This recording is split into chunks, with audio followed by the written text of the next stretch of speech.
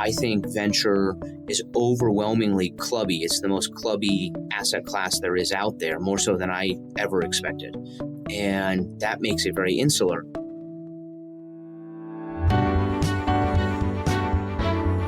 You are listening to The Sure Shot Entrepreneur, a podcast for founders with ambitious ideas. Venture capital investors and other early believers tell you relatable, insightful, and authentic stories to help you realize your vision. Welcome to The Sure Shot Entrepreneur.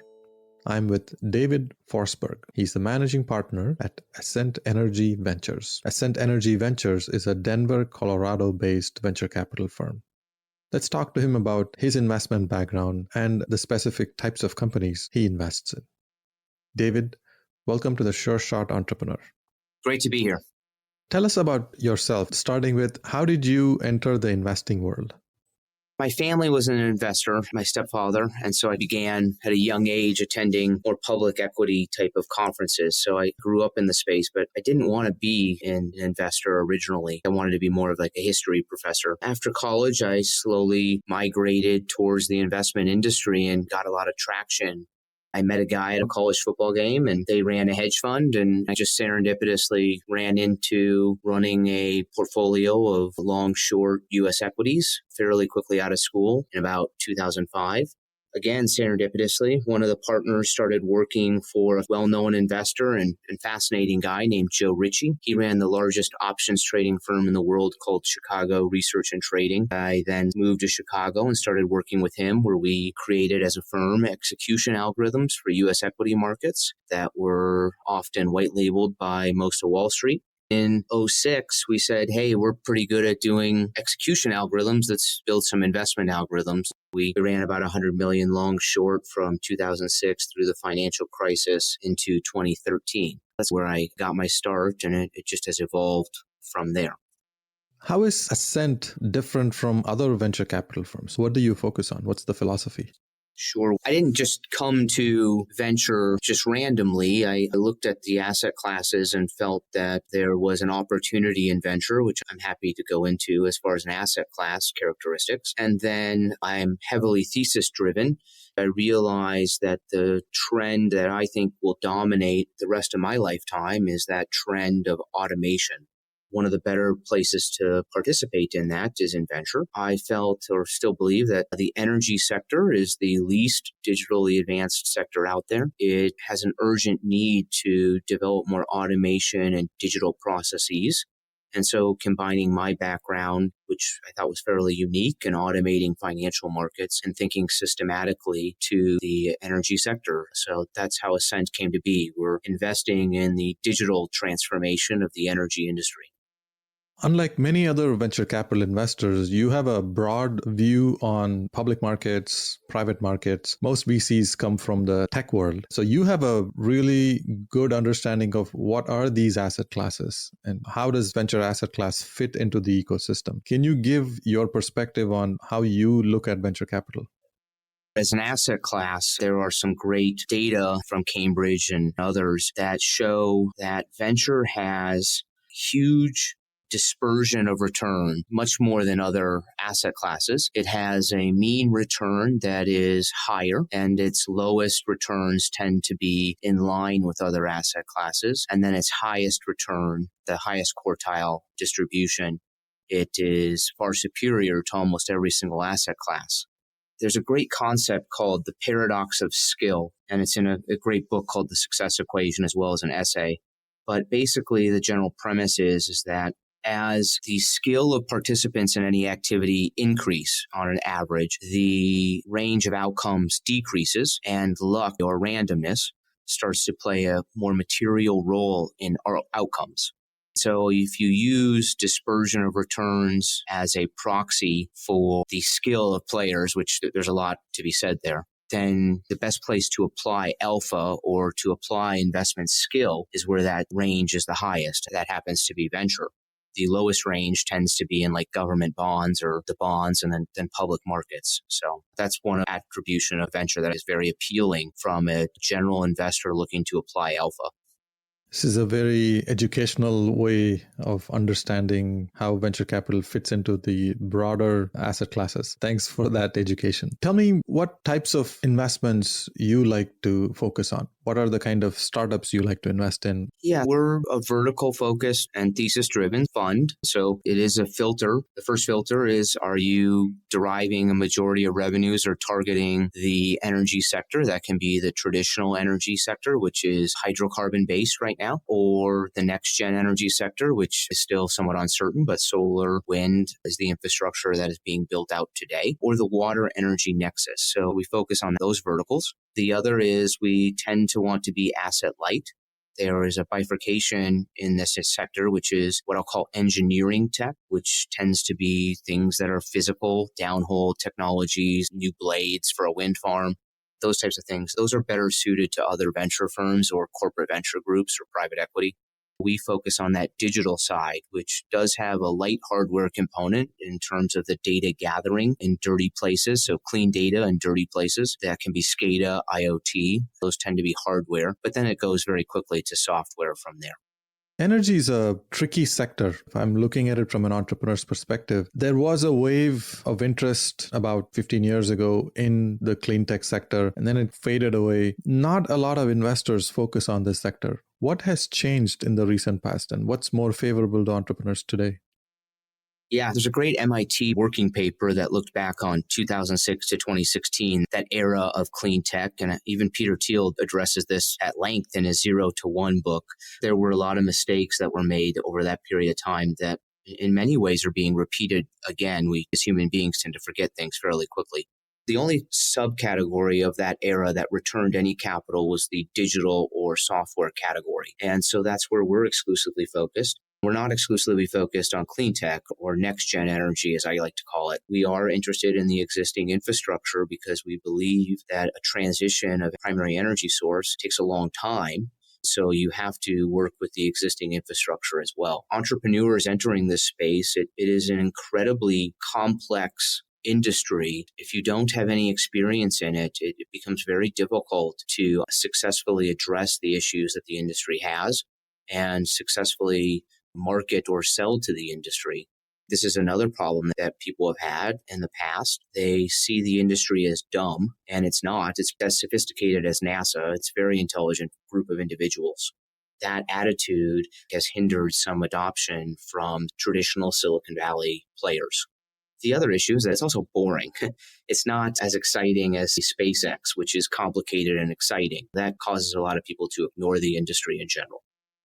It is a complicated industry indeed. What do you ask in the first couple of meetings? Can you give some examples of startups that you've interacted with, you've invested in? What questions do you ask them? What information are you looking for? It tends to depend on the company at hand, but I like to understand what the problem is that they're addressing. That's a real key component here. How did you get to understand that problem, and why is it a big problem for you to solve?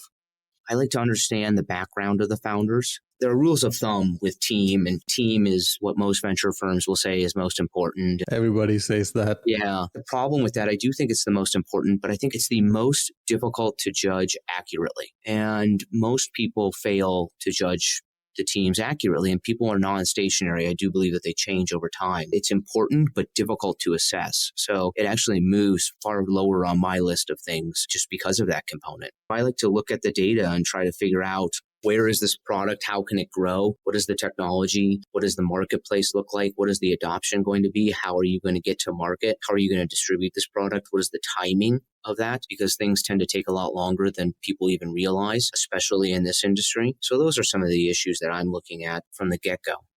This is getting exciting. I want to double click and go to the next level on this. Problem is important. Team is important. The details on how you want to build the business is important. But within the space that you're looking at, are there certain hints that really appeal to you and you say, wow, that's fantastic, and I really want to take a look at this in more detail?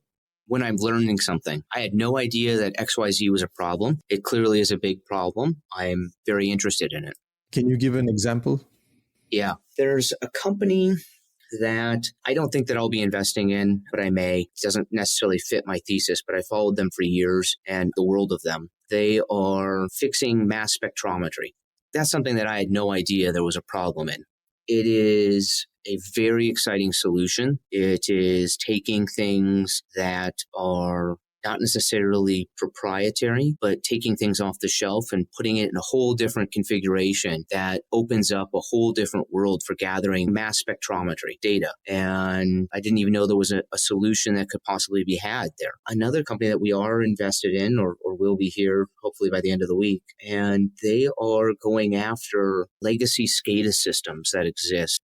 For those who don't know, SCADA is not only industrial IoT, but also allows you to have control functions. So you're not just gathering the data, you're also doing certain control functions with it.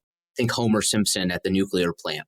And I just didn't know that there was really very many problems there. I figured the hardware solutions offered by the big companies such as Honeywell or Weatherford or any major industrial tech company were probably adequate. To realize that there's actually a problem there that can scale and be applied throughout industry is an exciting bit of information that no one's paying attention to. Most of the world doesn't know. I didn't even know what the difference between SCADA and IoT was at the time.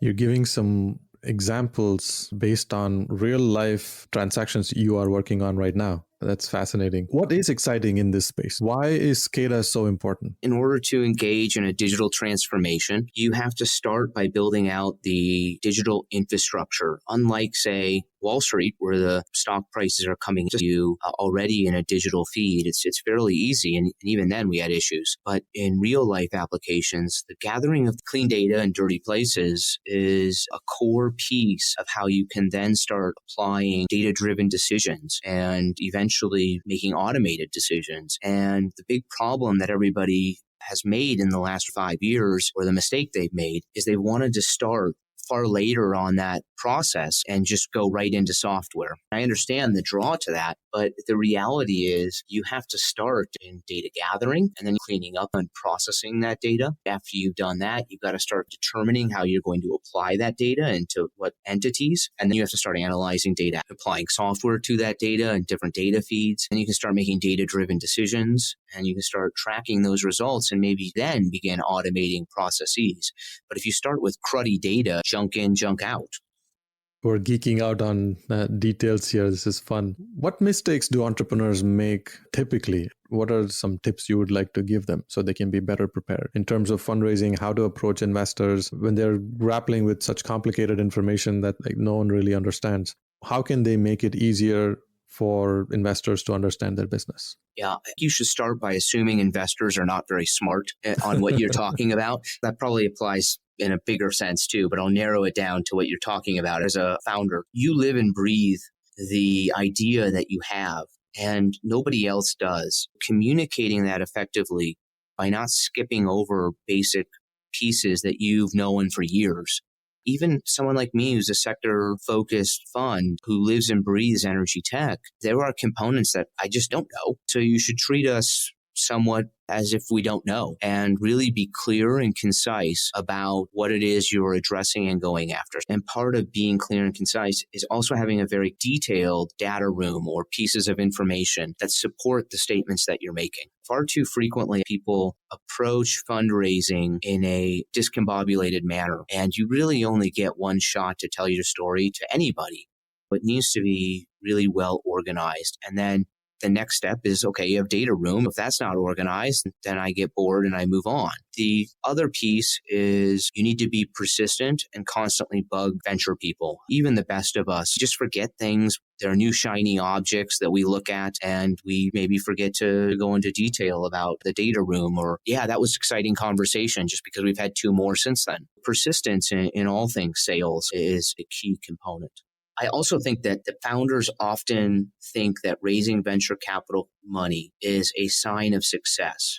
And that's wrong. One, most companies are not venture backable. They don't have the growth profile that is needed to make economic sense, although many of those are still getting funded in this environment. I like to think that selling a piece of your company, you only have 100%. Every percent you sell or give away to employees or whatever, that has real consequences down the road. Some of the best companies are those that don't actually seek venture funding or seek it much later. You mentioned 4 important things: being clear and concise, don't hand wave, have a data room that proves the model of your business, be persistent, have that salesmanship.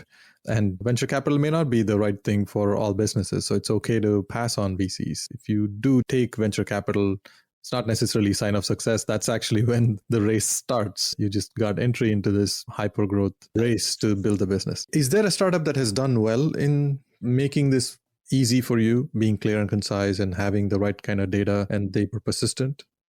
Yeah, they usually have a fairly short deck that articulates what's going on and what the solution is and what the team is. And you can Google what a concise deck should look like for raising venture capital. There's no insights there. The next is they then had a very deliberate process that they ran. I'm thinking of a very particular startup, and they actually came out of an incubator, and they had a very quick 15-minute pitch deck that had very few words on it. That's another component. Less words, more pictures. We like picture books as VCs, not reading books. The end of that first meeting the purpose was to have a second meeting. That second meeting occurred, and it was a much longer deck with more details about the technology and diving in. From there, we have this set of information that we would like to share, and that got to the third meeting, and on and so on. We will probably invest in them. We're working out some things right now. The other piece too is, this pains me to say, but venture is a club, and there's so much uncertainty in making an investment decision that feeling comfortable with other people, other venture capital firms around you saying, hey, we're going to invest too. Most venture firms, whether they admit it or not, will be drawn to an investment that has other venture firms around it. Can you also pick an example of a startup that you previously closed the investment? Yeah, there's one that we just closed. It's called Endurance Energy Group. Perfect. How did they manage their message, and how did they keep it clear and concise? Was their information in the data room clear to you? How did that support their story? Yeah, Endurance Energy Group is a company that is creating planning software and scheduling software for predominantly right now the oil and gas industry, but it will then convert and do some exciting things with the really nascent market, which is solar and wind and other infrastructure projects. They have a wonderful display for geospatially displaying information. The founder has a great founder story. He has a background in oil and gas from a finance perspective. He identified a pain point that he had experienced throughout most of his career, and he decided to move forward to try and solve that pain point. They have a very unique product that's going after legacy software. I followed them and followed the founder for probably 4 years now in different capacities. And they have kept in touch. They have kept me up to date on any updates. He routinely sends me information prior to closing on the investment. He would routinely send me information on a weekly basis almost whenever there was a development. And so that way we could really firmly establish not just data points, but trajectory and those types of things. But I know the software inside and out as a result. I know what the marketplace is saying as a result of that constant communication too. This is a really good example of how a founder was persistent, and that gives you familiarity with the business, and there's some consistent information coming from them, so you can learn what the business is really about over some period of time. That's a good practice for many entrepreneurs to follow. Yeah, let's be clear too. It's a problem that I didn't know existed. I would look at the landscape and say there's an existing legacy software that dominates the space. It's owned by a private equity firm that's collecting its dividend from the existing company. Why would we go after that space? And so really articulating that was a key component. What's one common mistake that entrepreneurs make that frustrates you? I get bombarded every day, like all venture firms do, from people who are just sending out blanket emails. I got one today that's for a healthcare tech startup. Well, there's nothing in any sort of database or anything that shows that I would be interested in a healthcare tech startup, as far as I know. These blanket emails, they're not helpful, they're annoying, and they rarely go anywhere from my perspective. If that person had said, hey, I know you're an energy tech, but do you know anybody in healthcare tech? I might be able to forward it on to a couple of different people and help them out. But I'm not interested in doing that if I know that it's just some blanket email that's being sent to 10,000 people. I'm not sure. Maybe that does produce something because you're getting so many numbers, but I'm not sure that it really helps with fundraising. Be specific and targeted and strategic about who you're going after from a fundraising perspective. That is quite challenging. I get a lot of emails like that as well. Cold emails have very, very low conversion. for entrepreneurs? Because so many entrepreneurs send such messages to randomly all kinds of investors. So it's very difficult to find that gem in the rough when a real good email shows up. Most investors begin to rely on warm introductions from people they trust instead of just chasing cold emails that landed in their inbox. So that is a big challenge. I still haven't figured out a solution to that. I'm sure there are some good entrepreneurs that are good fits for me, but I don't know how to sift through the stack of emails and inbound messages to find that one thing that would be a good fit. Yeah, let me be clear here. If you are a founder in energy tech and you want to send me a cold email, I will read it and I will likely respond to you. That's one way to generate unique deal flow, is to be open to all kinds of information that's coming in. And venture is overwhelmingly clubby. It's the most clubby asset class there is out there, more so than I ever expected. And that makes it very insular. It's very difficult for people who aren't part of the country club or don't know people who are part of the country club, but maybe have good ideas to get traction in this space. And that's a huge problem in this asset class that I would like to address. You've observed venture from the outside as a public market investor, and now you've been in venture capital for a few years. And I've been an LP. You've been a limited partner in many venture funds. How can venture change to make the asset class better? If you were given a magic wand to change one thing, what would you change? Venture as an asset class is going to become more systematic in the processes that it uses. It is very cottage right now. It's where the public markets were 30 years ago. The biggest disruption to the public markets has been more systematic and almost quantitative processes. So that's coming. And by definition, it opens up and reduces the clubbiness of the asset class as a whole. And it reduces the brand name signaling that exists today. Yeah, 30 years ago, public market, there were active managers, but a lot of the processes were not well defined. Now we have ETFs and robo-advisors, which have replaced a lot of the manual work, and it's become very streamlined. Data is used to make decisions, and that's not the case today in venture capital. We're moving in that direction slowly.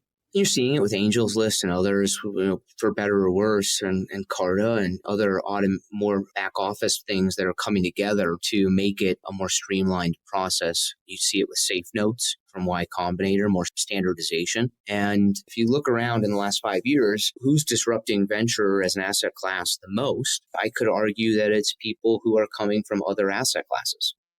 That is true. I want to switch to the next part of our conversation and ask you about your community involvement. Is there a nonprofit organization you are passionate about? Which one? I am passionate about education, especially at the high school level, and actually jumping all the way down to the pre-kindergarten level. Those are very important times. I participate with a couple of organizations that are focused on that category. One of them happens to be a private school.